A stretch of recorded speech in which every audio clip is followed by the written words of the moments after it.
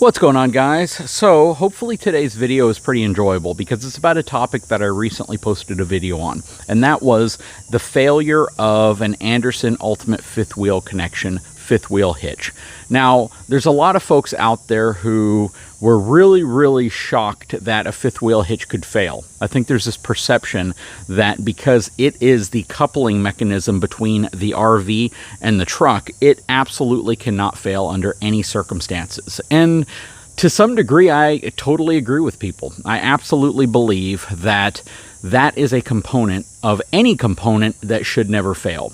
But let's talk about pin boxes. Let's talk about the differences and why somebody may prefer one over another, and specifically why we prefer this one, which I've brought up in multiple videos. Hang tight, I'll be right back.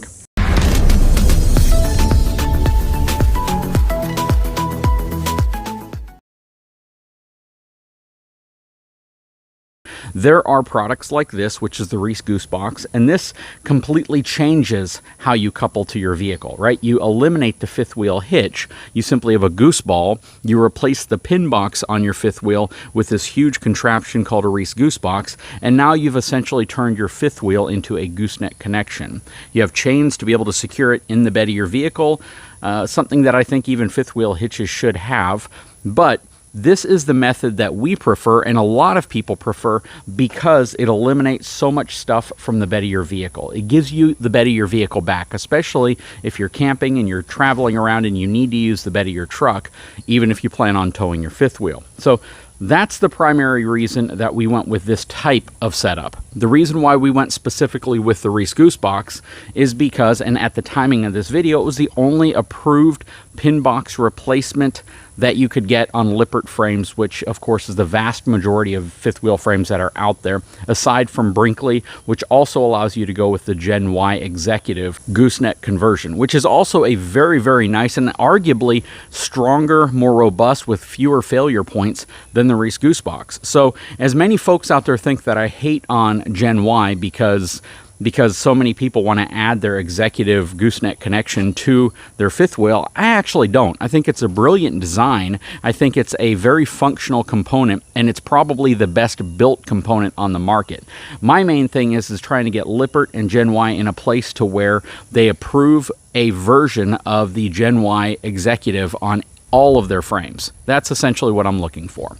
But that said, yeah, again, you know, we went with the Goose Box because it was approved for the frame. Won't void any warranties. They liked, from an engineering perspective, how it tested with the frame and the fact that it clears the bed of the vehicle out. Now, a lot of folks oftentimes will look at fifth wheel hitches, they'll look at fifth wheel couplers, and they're going to think, why would I want one over another? What are the perks? If you stick with a traditional fifth wheel pin box that comes on your RV 99.99% of the time, you're probably going to be looking for a fifth wheel hitch for the bed of your vehicle. And there's so many choices. There's probably at least 30 to 40 choices in terms of what you can put in the bed of your truck. Now, in front of me is an example of what is no surprise to those who have followed my channel for a while, and that is the B&W Companion fifth wheel hitch. This specific one cradles directly into the puck system that comes on a lot of vehicles, and in my opinion, it is probably one of the best fifth wheel hitch that you can get. Now, I say probably because there's a lot of other brands out there. There's Demco, there's Kurt, there's Reese. There are so many different brands of fifth wheel hitches that are out there, and for the most part, they're all really popular. They're very solid, and in many cases, certain brands actually are OEM rebranded to work with the OEM puck system that are in their vehicle. For instance, Kurt makes a lot of OEM hitches that Ram and Ford use and actually resell under their own brand in the bed of their vehicles. They're pretty much exclusively who all the OEM manufacturers use. So even though I am a big fan of B&W, I'm not saying that it's the only quality hitch manufacturer out there. But why am I making this video? Because of a video that I recently produced, and that video was a story that a viewer shared with me about how his Andersen Ultimate fifth wheel connection failed.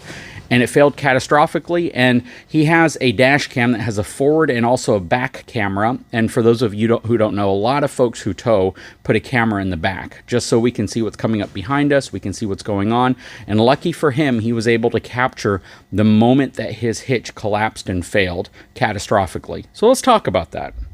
So if you watched that first video, one of the comments that I made was actually a comment that was provided to me by both Andersen as well as the owner of the ultimate fifth wheel connection that had the failure.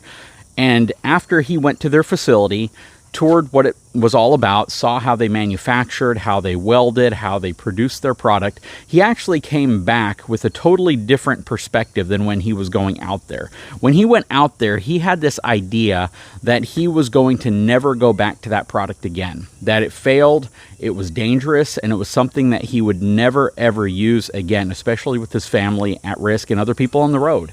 So when he went there and came back, he basically reached out to me and said he was very, very impressed with the third generation, and also the fact that they had made progressive improvements to the second generation, which is the first aluminum ultimate fifth wheel connection that they made. They had the steel version as the first generation, aluminum as the second generation, and a reinforced aluminum as the third generation. When I produced that video, I was full on ready to make a video slamming the product. But I told both the owner of the RV that had the failure as well as Andersen that before I do that, I wanted to hear back from this specific person on how he felt the manufacturing process of that product was. I did not want to jump into speculation because I didn't engineer that product. I am not the one who designed it, and I can't quantitatively tell you that what they're doing is right or wrong. There's so many keyboard warriors and even very educated engineers that are keyboard warriors that will look at a product and they'll say, this is what they did wrong, this is why it failed, this is what the problems are. And I think unless you are in their design facility, unless you're working with their CAD software, unless you're working with their SolidWorks, or whatever they use specifically to engineer, manufacture, test, evaluate, do the research development into it, it's very, very hard for any engineer to look at a video, look at a product, and just say, this is where the failure point had to have happened. I think you can speculate and you can make guesses and educated guesses, but at the same time, unless you have access to the data that they have access to, again, you can't absolutely say this is why something happened. Now, the second variable that ties into that, of course, is you never know how people tow their RV. Of course, anybody who experiences a failure will likely say, I didn't do anything wrong. I was absolutely the safest, best driver. I went down the most, the smoothest paved roads, and I never accelerated hard. I never broke hard. I never got into an accident when my fifth wheel was connected. You just don't know. You can only take what they're telling you at face value, because unless you have some type of video proof or evidentiary proof that somebody did something wrong, you have to assume that they didn't. That's at least the assumption a lot of people should make, right? You don't want to assume somebody did something bad unless you have factual evidence pointing to that. Now, a lot of folks are going to be like, you were as soft with the folks at Andersen as you were with Lippert with the frame flex thing. And I'm going to be honest with you, it's not being soft, it's just trying to gather true, accurate information, as much of it as possible, and coming to an unbiased conclusion. It's very easy to get emotionally worked up because you see something happening and you think it should never happen. And there were so many folks on the Andersen failure video that left comments saying that I've seen all these failures, or I've seen so many. And I think what most people are commenting on are the 5 or 6 of them that they've seen that have been reposted time and time and time again on different forums. And that's predominantly what people reference to. It's the same pictures I looked up when I made that video. The same shots that were in forums, the same shots that were in other groups, and that were reposted time and time again. And what I also found is that several of the images are different angles of the same one that failed. So it's one that failed, and there's like 20 pictures of different angles which make it look like a different hitch. Now, I am not defending the brand. What I'm defending is the logic that you have to come to whenever you're trying to research and make a credible video on something that's failed. The fact is, there's so much that goes into understanding why something failed or how something failed before determining whether or not you can say, oh, it was just purely because of how it was manufactured. Now, all that said, I am going to be very clear. And this is something that is not going to be popular for a lot of folks who absolutely are in love with the Andersen fifth wheel, ultimate fifth wheel connection, or maybe moving to the 3rd generation of it, or have the 2nd generation of it and absolutely love it and trust it. I am going to be very clear by saying I personally would not use an aluminum fifth wheel hitch. That's me personally. I'm giving you my own personal gut feeling about a product. Now, again, I'm not trying to disparage the engineering, testing, evaluating, and their ability to produce a product that is really well built. Because when I had one, I saw it, I actually liked it. I loved the fact that it was super lightweight. It felt robust. It did not feel insignificant. But at the same time, to be honest with you, when I looked at it, I was like, I wouldn't keep that long term. It's just, I don't think it's going to fail. I hope it doesn't fail, but I prefer something strong to the point that even if it's heavy, I don't care. I prefer something that is significant to the point that when I look at it and I evaluate it with my eyes and my brain, I'm like, this thing will never fail.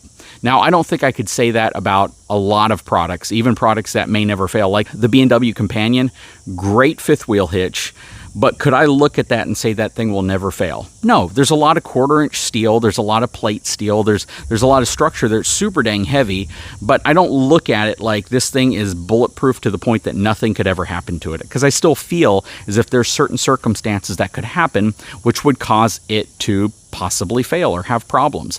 I feel that with just about anything to a degree that I review or that I look at.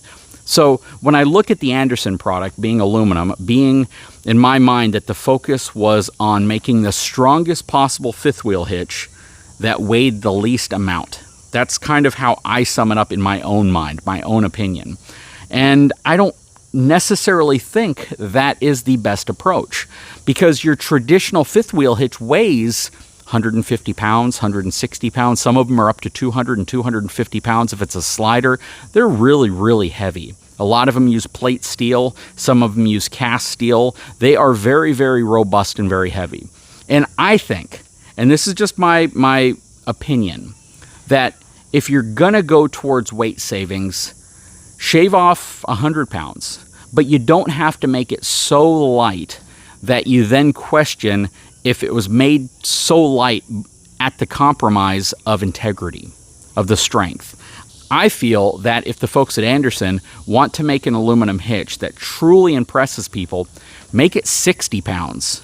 Still heavy, but not stupid heavy, not crazy heavy, but it's easily twice the materials that they currently have. Now, I'm not saying this to critique their third generation, which they've never seen any failures on, or even, I guess, their second generation. They claim from 2021 and beyond they haven't had any failures. I don't know if that's true or not. I'm just going by what they've told me. And their third generation, which is arguably about 5 pounds heavier, I guess, maybe 4 pounds heavier than their second generation, which is supposed to be significantly more robust, stronger, and structural than their second generation. I feel, what would the harm be in putting 15, 20, 30 extra pounds into it? That's just my opinion, because it would still be half the weight or more, or I guess half the weight or less than any of its competitors.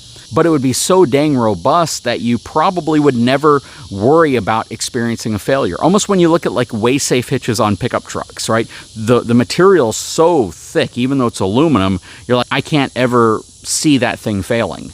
And I think that that's kind of the key. If you're going to go to a lighter weight material and you want your product to be lighter weight, make it lighter weight. That's cool, but don't make it feel, seem, or build a perception that you did it at the expense of strength. I guess that's what I'm trying to say.